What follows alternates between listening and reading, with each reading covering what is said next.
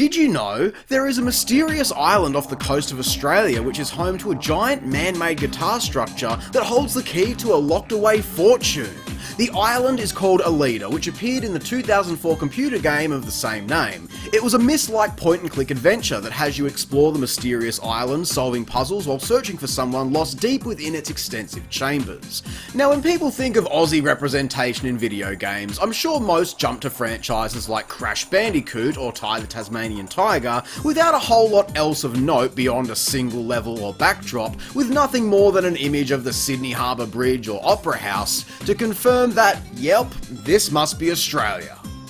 But surely there's more to see, right? Well, I believe that there is, so I've done some digging and found a bunch of games set in the land down under, many of which you may have forgotten about or never even heard of, just to see how well we've been represented in the virtual world. G'day everybody, I'm Square Eye Jack, and today, I'll be your tour guide.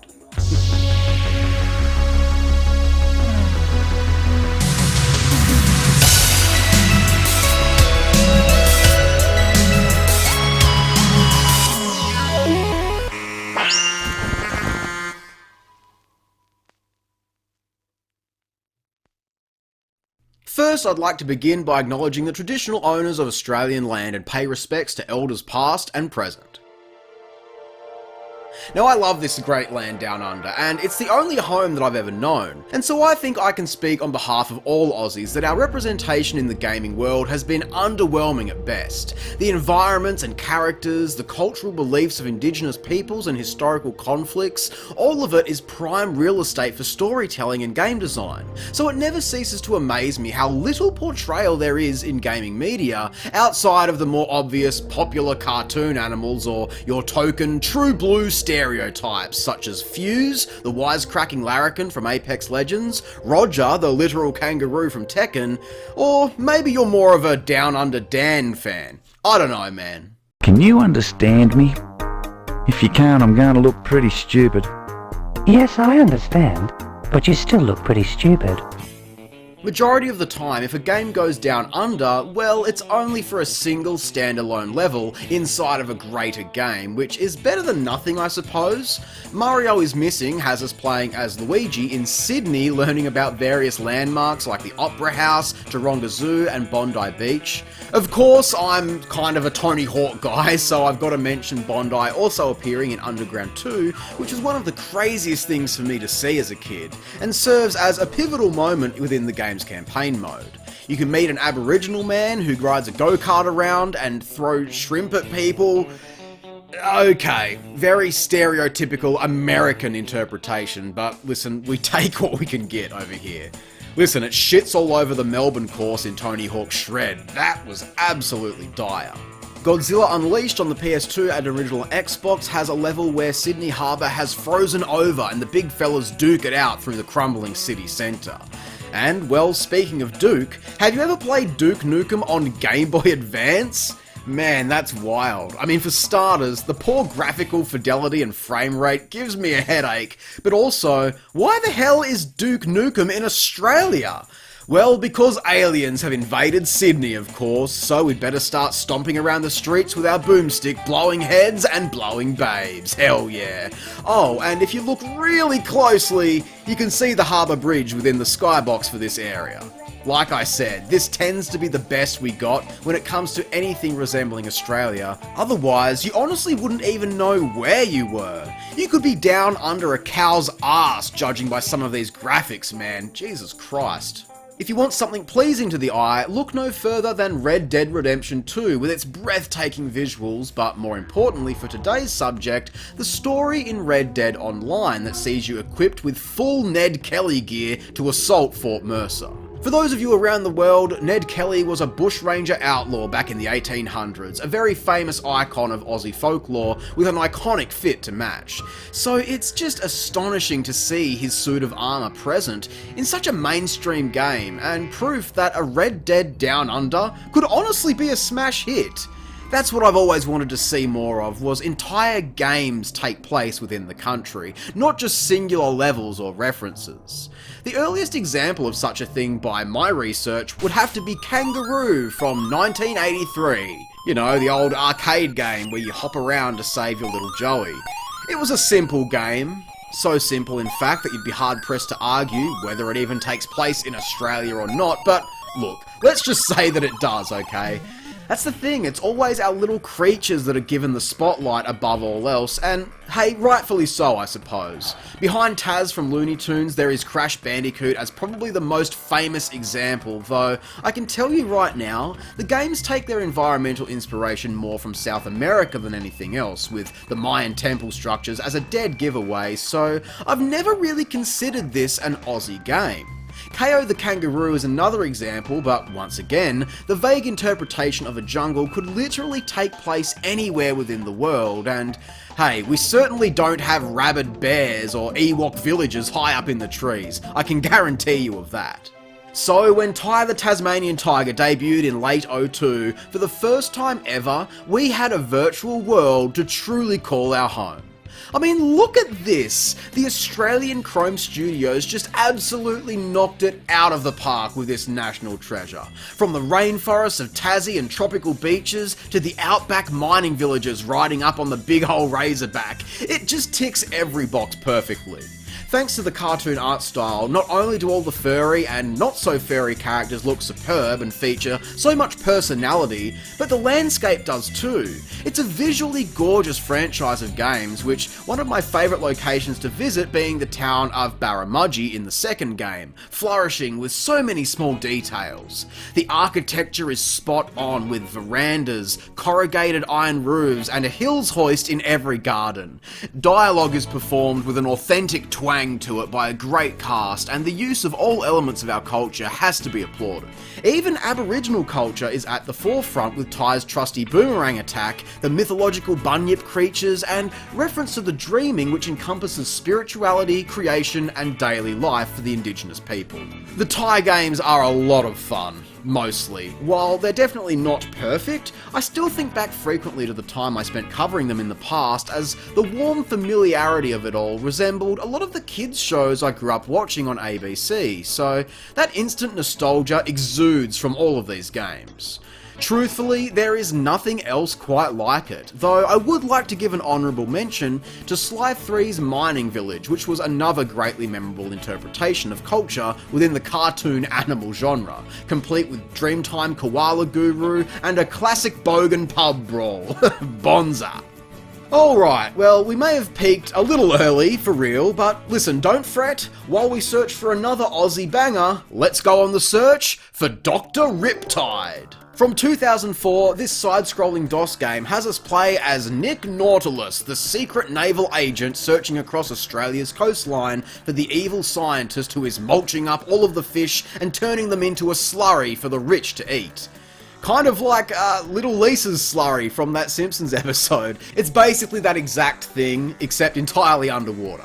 Now, I couldn't find a lot of info on this game or its developer Mindstorm Software, as this seems to be their only game. A fella by the name of Raoul Saeed is credited for development, and he's had a few more noteworthy projects in his time. But anyway, when it comes to Riptide, well, I don't know how long this search is going to last, because the claustrophobic labyrinths of reefs and sunken ruins makes navigation quite tough. Thankfully, we've got a smaller vessel to control for better access into all the fiddly bits of each map. Listen, it's not a bad game, but I find that my oxygen levels run out way too quickly down here, though it is fun nonetheless blasting stuff and looking for sunken treasures. Just be careful not to crash out and die, otherwise you might drop a few rungs down the food chain. Speaking of the food chain, up next on our list is Odell Down Under, which is a sequel or spin-off to Odell Lake, the 1986 educational game set in Oregon's Odell Lake from the developers behind, you guessed it, the Oregon Trail. Yeah, so this original game was about playing various species of fish surviving by eating up smaller prey while avoiding the larger predators down in the deep blue. If you've ever played anything like Feeding Frenzy, it's basically just that with some more educational elements. 8 years later, Odell Down Under was released, boasting vastly more detailed graphics depicting Australia's Great Barrier Reef and a litany of aquatic life. Lots of fish varieties, crustaceans and invertebrates, all the way up to the great white sharks. Where the game becomes educational is with its extensive glossary of info on all of the different species and learning what is safe to eat and what's poisonous. It's a simple game, but honestly, I had a lot of fun playing it in its entirety, believe it or not. I don't know, just something about being able to play as a cuttlefish or a stingray definitely sets it apart from most other games, and it even has a create a fish mode where you can adjust various characteristics to create your own mutant freak. Man, is Dr. Riptide back to his dastardly tricks? If you want to try it out for yourself, the original game has been archived, but there was also an unofficial remaster tribute to the game released on Steam in 2023, simply titled Down Under. Keeping with that theme, we have, the Finding Nemo game, which kind of feels like cheating, I'm gonna be real. Listen, for a movie all about a clown swimming to Sydney Harbour, it's definitely lacking much of the Sydney Harbour and leans much more into the clowning because, good God, is this a bad game. I mean, aside from the countless drawn-out chase scenes going through rings, the side-scrolling areas where you're constantly blocked from moving despite the fact that they're fish and should be able to just swim around all this junk, I think the fact that you get roadblocked by these annoying slider puzzles that I don't think a single person on Earth has ever enjoyed is the biggest kick in the balls. And there's several of them! What were those drongos thinking? Look, I can say that it does faithfully follow many of the movie scenes despite some large holes in the narrative, but that's about all that I can give it credit for. And the Game Boy version is much of the same. However, this one actually got a sequel called The Continuing Adventures, where you play as the annoying characters from the fish tank, making their brave escape in plastic bags towards the ocean, like that scene at the end of the movie. Oh God, that's so lame. But I mean, how else do you make a Finding Nemo Game Boy game? The poor devs must have felt like fish out of water with that task.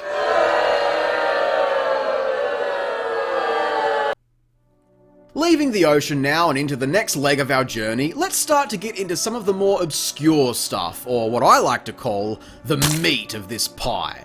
It's time to take a look at Alida, the game I mentioned at the top of the video, and no, I'm afraid to say that the giant Qatar island off the coast of Australia is in fact not real. As the story goes, this island was built by 4 members of a band following unprecedented success of their debut album. Okay, well, that's how you know it's a work of fiction right there. I mean, look, we did get Neverland Ranch, but that was after multiple best-selling albums of all time. I don't think Guns N' Roses could have built a giant guitar off the coast of Australia following Appetite of Destruction. So yes, this is all a fantasy, but definitely a unique one. A creation from the mind of Mr. Cos Russo for his 2004 point-and-click adventure game that heavily resembles games like Myst thanks to its pre-rendered 3D environments and use of full-motion video effects. Now, I've got to confess, I am well out of my element playing a game like this, so just bear with me here as I'm going to try my best. As the story goes, the band failed to release a second album and were forgotten about, ultimately splitting up and hiding each of their remaining fortunes in separate parts of the island. At a later point, we're sent to the island by the wife of one of the band members who has mysteriously disappeared after returning to Alida. So we start out clicking around, exploring the cliff sides and dilapidated structures, taking a ride in a steel ball through tunnels, and hey, design-wise, I must say that I really love the environment in this one. It's crude and collapsing in some areas, still with pockets of nature out over the mangroves to the sounds of native birds chirping. There's also an observation deck we can climb up to get a better view of the place and start to solve some of the puzzles, which open up new corridors and secret rooms. Oh shit, there's the treasure! I can see it! But, I can't get in there? Oh man, that's a shame. Sorry guys, I guess we're gonna have to cancel that Square-Eyed Jack Island in the shape of a Bunnings sausage. Now, listen, I'm dumb, okay? I got me one of those Tassie educations, so trying to figure this place out with all its little trinkets and the huge guitar that you can actually strum is all well over my head. But I still absolutely love that this exists, along with all of the additional material like behind the scenes content, images, and an interview with the creator himself, which is quite enlightening enlightening to the process behind this game. If you're into this type of thing, then I'd highly recommend seeking this one out, and who knows, maybe you will uncover the mystery of Alida's hidden fortunes for yourself. Jumping now from A to Z, we have Zyama, another point and click by solo developer Peter Hewitt from 2000. As you can see, this one is a bit more rudimentary, playing out more like a PowerPoint presentation of photos that Hewitt took on an excursion to Alligator Creek Falls, which is right here. I don't know how he managed to take so many photos though, because he drops the camera and smashes it into tiny pieces the moment he arrives. Now, like any good point and click, we stumble into puzzles, and these are honestly pretty cute, I must admit. It's nice just to step away from the computer every once in a while and touch grass, and the Aussie biome is a perfect setting for such a game. That's why I'm super excited to play Big Walk from House, the Untitled Goose devs, which is going to be a quirky little adventure running around the outback with friends solving puzzles. These are the sorts of games that I like to see repping the Aussie spirit, and in many ways, you could argue that Zyama paved the way for a game like this. While so simple it almost comes across a bit boring, there is just something so quaint about exploring, and I had a relaxing afternoon enjoying all the crazy games that Peter made up for this experience. Some of these puzzles I love include things like identifying native bird calls and some simple image clickers, but these quickly evolve into some seriously incomprehensible stuff. I mean, like, what the hell is this supposed to be? Some kind of kaleidoscope thing? I really don't get it. I just sort of click around the screen until I win. Bloody hell, that is a victory noise if I've ever heard one. And if you click the trombone at the bottom of the screen, you get to listen to it again. This game was remastered, believe it or not, in 2007, and aside from being distributed online via Peter's personal development website, was apparently also sold on disc at local markets back in the day, which is some insane hustle, mate. Fair dinkum.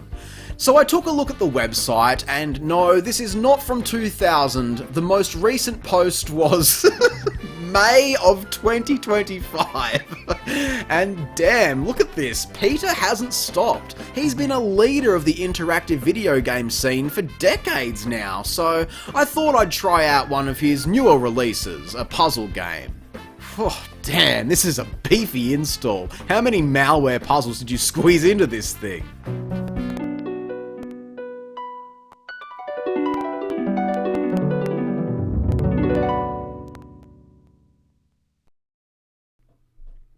Oh, okay. Well, there he is, Peter and his dog. Very majestic. Also, the puzzle is finished already, which is very helpful.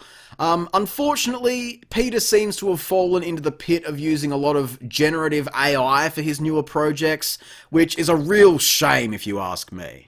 Listen, Peter, if you're out there, you seem like a real inspired, creatively passionate individual who is a jack of all trades. But please, mate, you don't need to lower yourself to burning down the wilderness that you so clearly love just for some needless puzzles that, in all honesty, nobody's going to find. Okay? So, please, King, come back. We miss you. Up next, we've got the Nintendo DS Kath and Kim game from 2005. Now look at me, Kim, look at me. God, I wish that was real, man. No, seriously, we have one more point-and-click adventure before we move on. The Sydney Mystery from 2003. This one is comprised mostly of gorgeously dated full-motion video, like the stuff that your grandparents told you about. Hey, haven't seen you for a while. What are you doing here? What are you doing that for? No! We play as the niece of a retired private investigator returning home to find that he's missing. So we start clicking around on images of a real house, which makes me feel like I'm breaking in or something. We grab the knife from behind the Vegemite, grab the shirt and the coat hanger, and look, I can just tell this is going to be some real MacGyver type BS.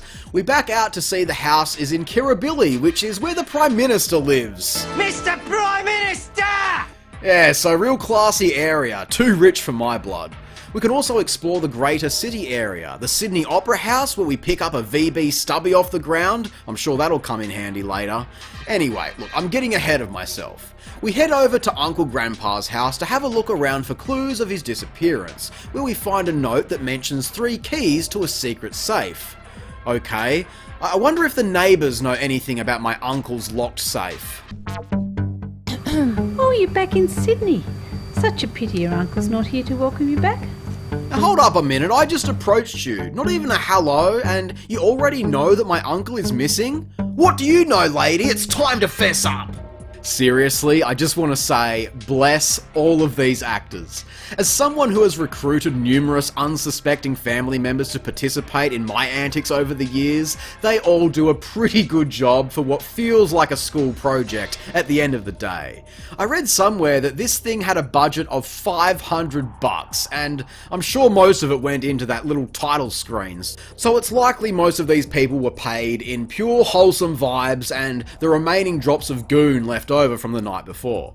We find the first key in the yard of our uncle's friend Reginald before running into him completely isolated down by the harbour, but as you can assume, without the correct items discovered at the correct times, we don't really get a lot of information out of anyone we bump into at this stage.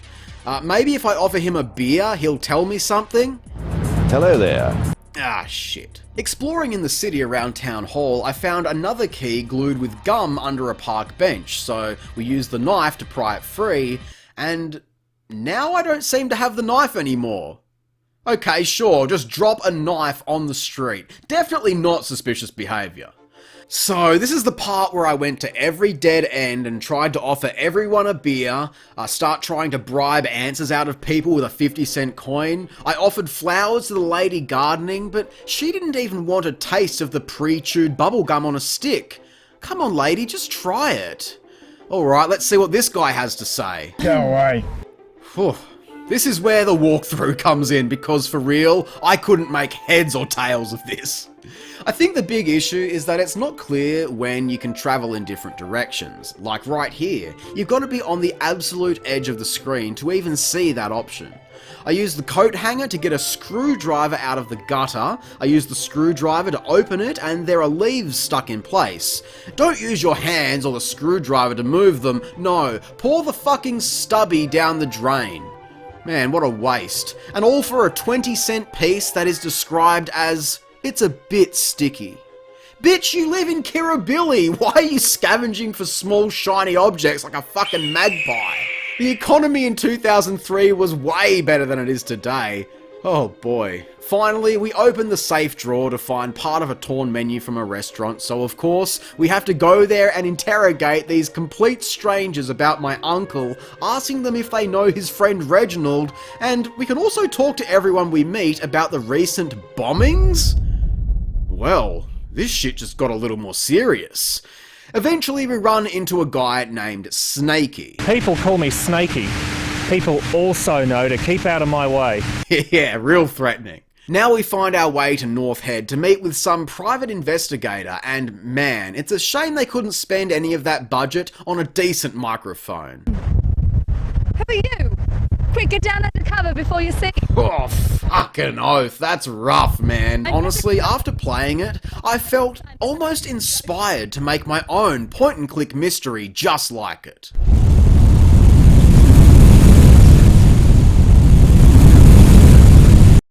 They've got me looking for smugglers. Oh, you need subtitles? Well, go fuck yourself. Apparently, in order to prevent from blowing her cover in this wide-open tourism spot, we need to wear only green clothes. So we steal some green pants off an old lady and trade shirts with Koala Man on the beach. I mean, why not just wear the koala outfit and really blend in? We follow some more leads and finally end up in the Blue Mountains looking for a secret laboratory, which is funny because I've actually been to the Blue Mountains once and got it on with 3 sisters while I was there, but I don't remember any secret lab. That's probably because it was just a regular house. We get one last clue from here that leads us to a warehouse, and while going to the ladies' room for a leak, we find Uncle tied up on the dunny, right before Snakey walks in to thwart our escape. So you found this place.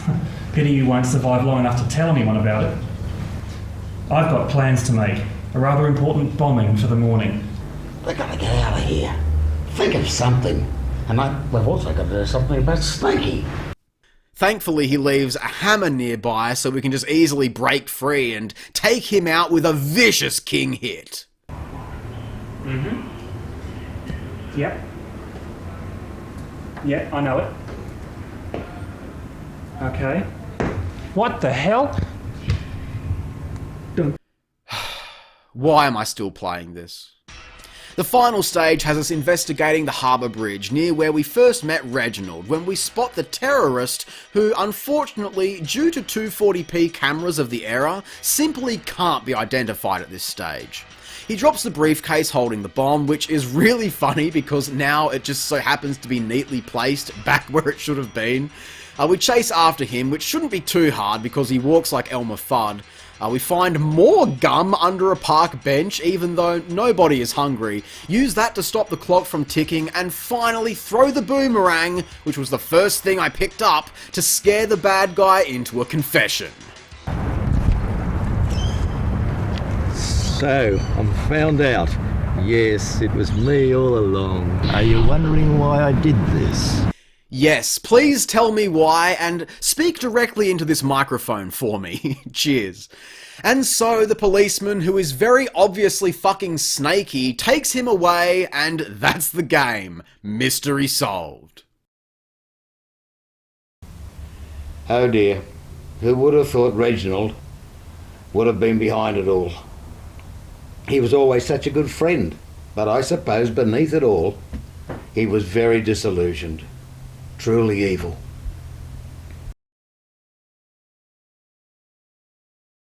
Well, I guess we can say the mystery is solved. You've done wonderfully, my niece. Congratulations on your triumph. And now, I suppose we can both enjoy the new day in this wonderful city of Sydney. Listen, I love to mock, but I also adore the crap out of this game so much, so it's purely from a place of respect. Well, while we're in Sydney, I may as well knock out Sydney 2000. Yeah, the Olympics game. Who on earth, honestly, who were these for? I never understood the appeal. I mean, it's not like we got a game for every Olympics either, so do only the good editions of Olympics get games made for them? Was Sydney 2000 a good Olympics? Someone needs to do an every Olympics ranked, I think, and let us know the answer to that. Anyway, you've got events like hurdles, swimming, cycling, and the hammer throw, which was admittedly more fun in Sydney Mystery. I don't mind the diving game, it's a quick time event to input the correct moves, but honestly, most of these mini-games are just lame and impossible to comprehend within a couch party setting. You need almost superhuman upper body strength in this event, as this man is demonstrating.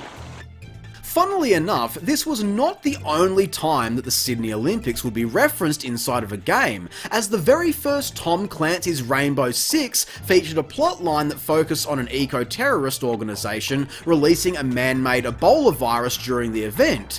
So you need to intercept their convoy to prevent that from happening, which is absolutely batshit for multiple reasons. I mean, firstly, just the fact that these Olympics were referenced in more than one video game to begin with, but also that the city has just been so heavily under fire with terrorism, evil scientists, alien invasions, and Godzillas hanging around. I mean, what are we going to do about this? Well, I think it's time we call in the Earth Federation. Oh boy, are we talking about Gundams? And you thought I was out of my element playing point-and-click games. Out from the landslide of Gundam media comes Side Story 0079, Rise from the Ashes, a Dreamcast title originally released in 1999 for Japan and North America, yet despite taking place entirely within Australia, we didn't even get this one. Oh man, what a cock tease. As the story goes, and listen, I'm going to admit this is all gibberish to me, so please be kind to me while I try to explain this. Xeon forces entered the atmosphere, their shuttle was blown up mid-voyage and crash-landed in, you guessed it, Sydney, Australia, basically turning the entire of New South Wales into a giant crater, which, honestly, thank God, I'm so sick of that place. Our first mission takes place out in the middle of bumfuck nowhere, Alice Springs of nearby Uluru fame, as we begin our counterattack. So basically, it's the desert, which definitely makes it easy for level designers. You know what we really need? Is a new desert bus game, but instead it's about Priscilla, Queen of the Desert, and you get to dress up and do dances and stuff. Man, that'd be lit. But no, instead we're playing robot mech shooter game, and good God, the amount of information you've got to get through before getting into the mix of things and then dying immediately hardly makes any of this worth it for me. Oh, I'm sorry guys. Look, if you want to check this game out, general consensus is that it's pretty fair dinkum, but for me, I do not have the brain for this. So we're going to switch over now to something that is a little bit more my speed. Tasmania Story on the Game Boy.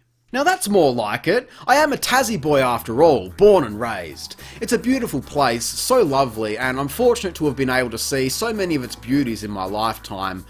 But it's a shame about the rest of it though.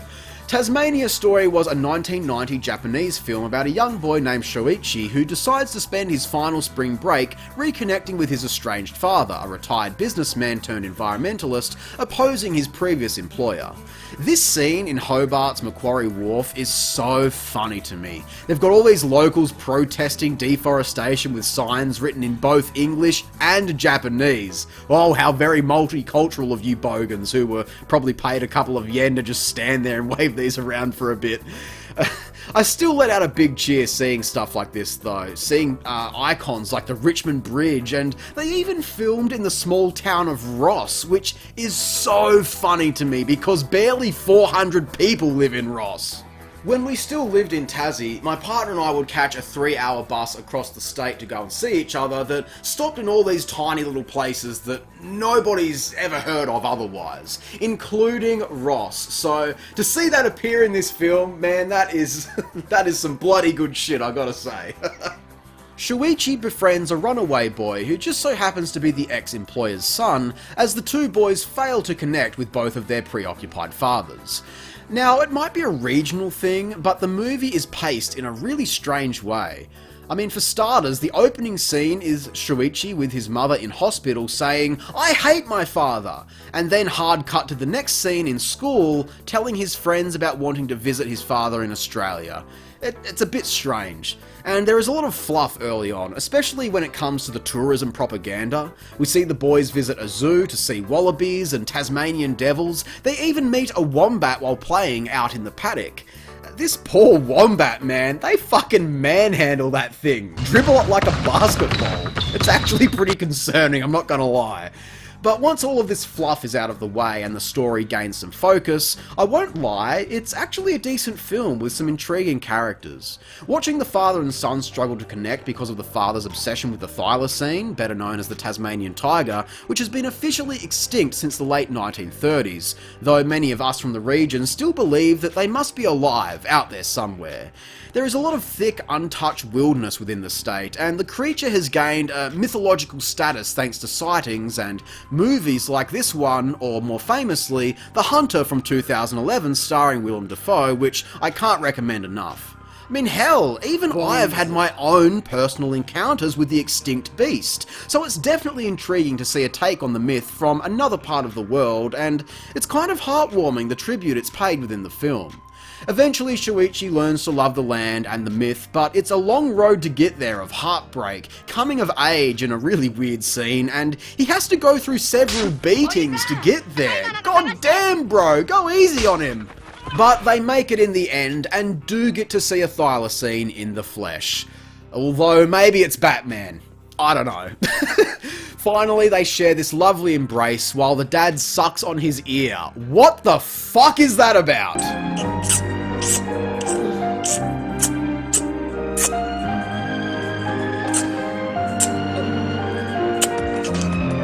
Look, my final verdict on the film, I ended up enjoying it despite some crude subtitle translations and the stranger aspects of the story. I think at the very least it represented the myth of the tiger's survival in a nice way. My only question now is, how on earth do you make this into a game? Well, let's take a look.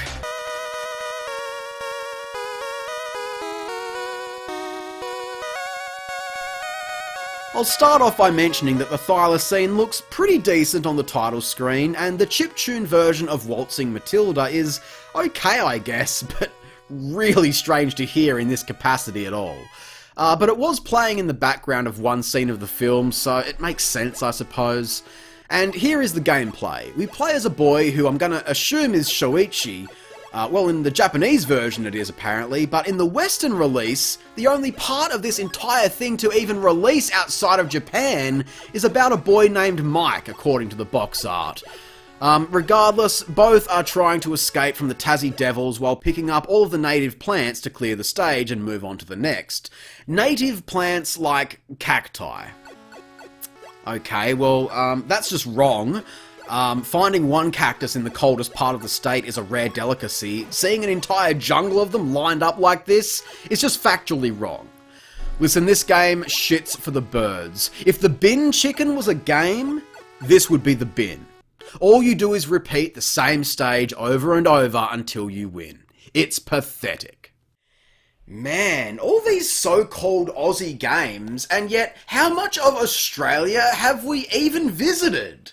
We've been to Sydney, the Great Barrier Reef, we saw Alice Springs, barely, Tasmania if you can even call it that, the fictional island of Alida, dipped a toe into Queensland, and that's about it. Man, that's not nearly enough. Surely there's got to be more to see out there.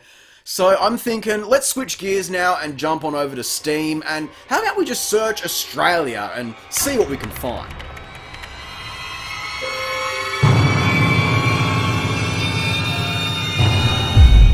Ooh, oh boy, what gems do we have here? Well, up first is Hentai Saves Australia, which I'm sure is a real hoot.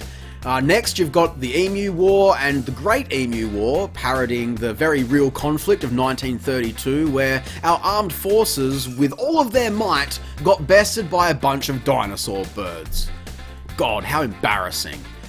Beers and Boomerangs appears to be a VR barbecue simulator.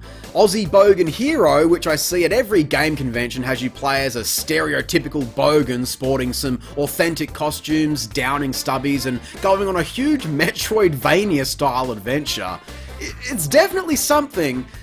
Listen, I don't want to punch down too much, especially since I've never made a game myself, but why this? Why not make anything but this?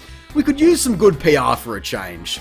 Or how about the adventures of Team Australia, an RPG Maker game about fucking politics? Christ! I'd rather bunk up with ScoMo than play this shit. Actually, no. No, I wouldn't. And of course, you've got your survival horror game in Australia. The real horror is showing the world our derelict pronunciation of our own country. Oh my god, I'm getting so embarrassed right now. It's just your generic survival game fighting off all of Australia's big scaries. Snakes, crocs, spiders, wombats, which you don't need a gun to kill. Just roll that thing around like pizza dough and it'll be deader than dead horse before you know it. God, I've been talking for so long now that I've had to start digging into my subcategories of Aussie slang. Struth. I know I'm taking the piss a little here, but I am genuinely proud to see the top quality indies Australia is producing as of late. We have so many wonderful and world-renowned exports right now when the mainstream game industry kind of sucks, so supporting indie developers is very important. One game I haven't had the chance to start yet, but I am looking forward to get around to, is a fresh take on another Aussie icon, known as Webbed. It's about a cute little peacock spider on an adventure to save her boyfriend, which really takes the tired stereotype of our spiders and puts an adorably charming spin on the entire thing. It looks really fun and has overwhelmingly positive reviews on Steam, so I look forward to checking that one out in the future. These rays of sunshine definitely blossom through the dark clouds of random thrown together trash, let me tell you, of which the iOS and Google Play Store are also no strangers to. One of the worst of these was a game from 2015 called Survival Island Australia Story. Again, it was generic cookie cutter slop, but the controversy here was the inclusion of Indigenous Australian Aboriginals and the ability to straight up murder them in cold blood, which absolutely did not go over well. It's pretty fucking disgusting that something like this was even conceived in the first place, so shame on them, and naturally following the immediate outrage, the game was removed from storefronts just a few weeks later. When you step back and look at it, so much of what we've played today has failed to acknowledge Australia's First Nations people, because aside from phrases like the dreaming or dream time being used in only one or two instances, it just doesn't exist. Only when it's deplorably atrocious does it ever happen. But if you thought that was bad from an iPhone app, well, check out this gem from Cabela's Dangerous Hunt 2. Wiraki, slow down! It's me, your old pal Reginald Dowling. Remember me? Oh, you're talking a little fast for me, chap. Come along then, he says to follow him.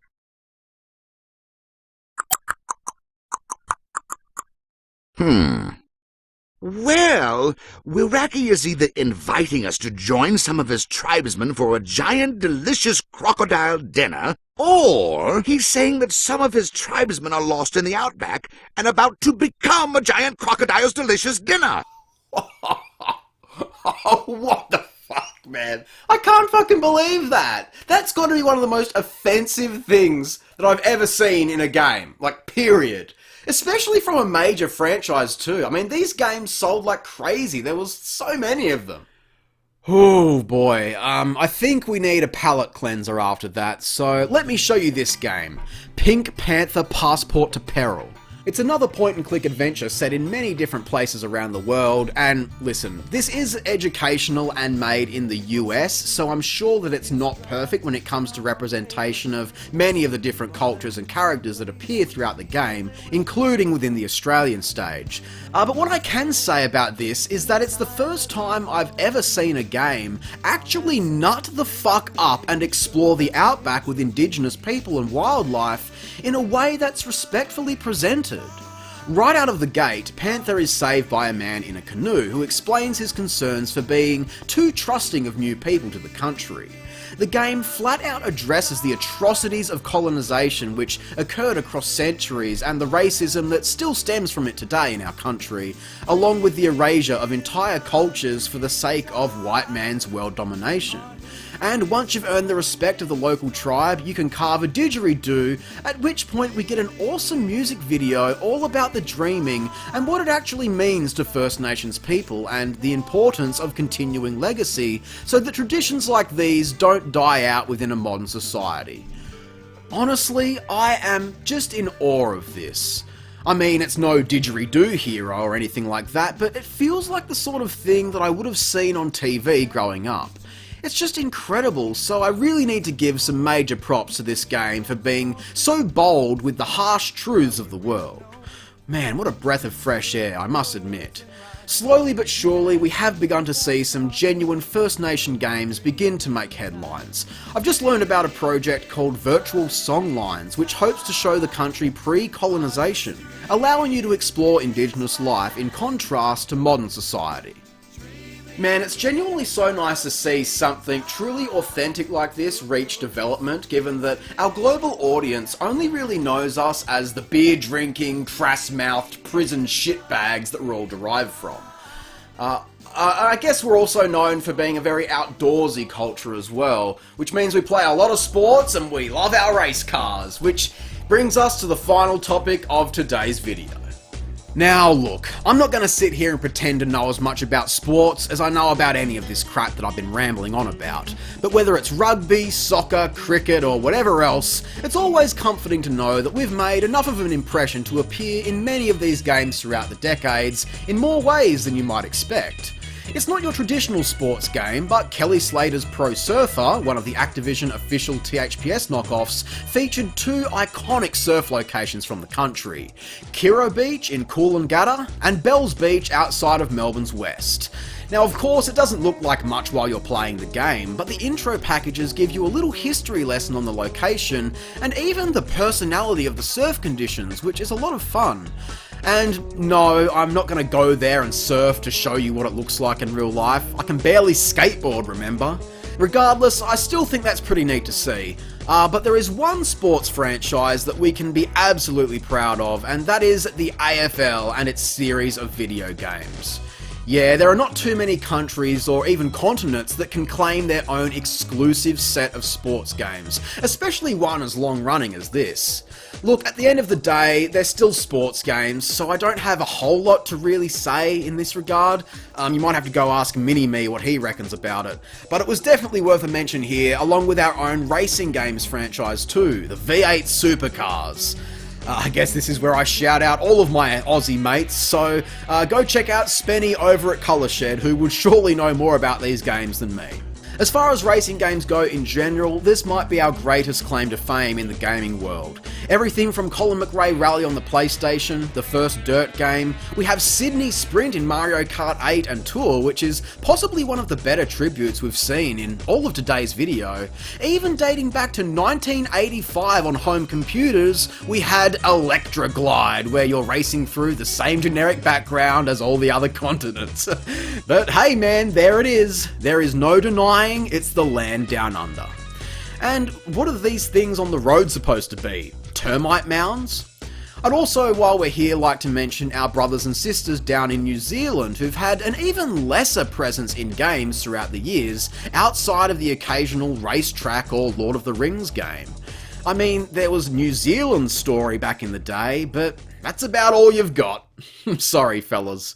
So to finish up, I have one more major game to talk about. It's a game that I missed at release, but have just gotten into in a major way. So much so because this video was supposed to be finished weeks ago, but I'm sorry guys, Forza Horizon 3 just completely captivated me. I got balls deep in that game and didn't look back. This might be the best of Australia that video games can offer. Taking place across a fictional amalgamation of Surfers Paradise, Byron Bay, Coober Pedy, the Yarra Valley, and everything else in between is a festival of car culture like no other. Racing to your heart's delight on and off-road, or taking it at your own pace to explore nature, man, this game is so drop-dead gorgeous that I cracked a fat when I first laid eyes on it. Not just the graphical fidelity, details like rain or lighting at night time, but the actual authenticity of this Aussie landscape. Man, it just hits the nail on the head in every possible category. The architecture, for example, is so cool to see. The classic Queenslander style of homes with large wraparound verandas, and this main strip through the Byron Bay area is so accurate, it's kind of scary. You could walk through any town across the country and be met with this same vibe. I mean, it's just like home, for real. There is my old house. But all down to the minute detail of seeing news agents, Oz Post mailboxes, and correctly coloured wheelie bins in front of every house. Bro, I never thought I'd be so happy to see an ancient Telstra phone booth in a game, but here we are. No matter how you look at it, this is undeniably Australia. And the tones in nature, from the glistening white sandy beaches, rich browns and golds in the dirts and cliffsides, humidity-soaked rainforests, and the dry, desolate desert areas where you can spend all night driving in a straight line, encompass our expansive biome better than anything else. Maybe Thai, but it's just not the same. There is also a DLC area called Blizzard Mountain, which explores a snowy region, and man, the atmosphere here created by those gorgeous eucalyptus trees spanning as far as the eye can see is a sight to behold like no other I've ever experienced in a game before. It's really a shame that those of you around the world cannot truly appreciate just how wonderful this is to see. Finally, we've got a virtual world to call our own, and hey, the game itself is pretty damn fun too. We can explore real-world landmarks in immaculate detail from the comfort of our cars that shape the lives of generations down under. Utes, Tiranas and Commodores, Nissan Skylines, Ford vs Holden, supercars, man, it's bloody unreal. I'm not even a car guy, and yet I'm leaking transmission fluid over this. I've never been a fan of playing races from the first-person view, but I've spent countless late nights losing track of time, driving on the left-hand side, exploring in my classic cars. It's just a dream come true. All we need now is this, but like a Grand Theft Auto or a Red Dead Redemption or something like that. I mean anything really, just something with a narrative set here, because I think it's safe to say, America, the rest of the world is sick of you and your shit. Media is also US-centric, that I think it's time to finally take a trip and explore a new part of the world, before the damn thing implodes and we all fucking die. Please. So, yeah, I know that was a very long-winded video, but hey, I just loved falling into such a deep rabbit hole on the topic, and honestly, regardless of quality or recognition, some of the stuff I've played for this video has just made me so happy, and I'm sure there's got to be even more out there. I know that I missed Broken Roads, which is a classic Fallout clone set in rural Australia, which is a pretty fun concept. Right at the end of making this video, I've also just learned of Paperbark, done in the style of a child's storybook about a wombat walking through the bushland, which looks absolutely stunning. So please let me know what levels and games I might have missed with a comment down below, and if you want to see me play some Adventures of Down Under Dan, another point-and-click game from the 90s about a bootleg Crocodile Dundee looking for riches, then chuck us some dollary-doos over on Patreon to watch that video and unlock a backlog of exclusive content. Cheers, guys. Hopefully YouTube hasn't fully demonetized this video due to me speaking in my native tongue, but if that does happen, then Patreon is always a great way to support me, as well as liking, subscribing, and sharing the video with your mates. I'm Square-Eyed Jack, thank you all so much for watching, and I hope you have a great fucking day. I'll see you all next time.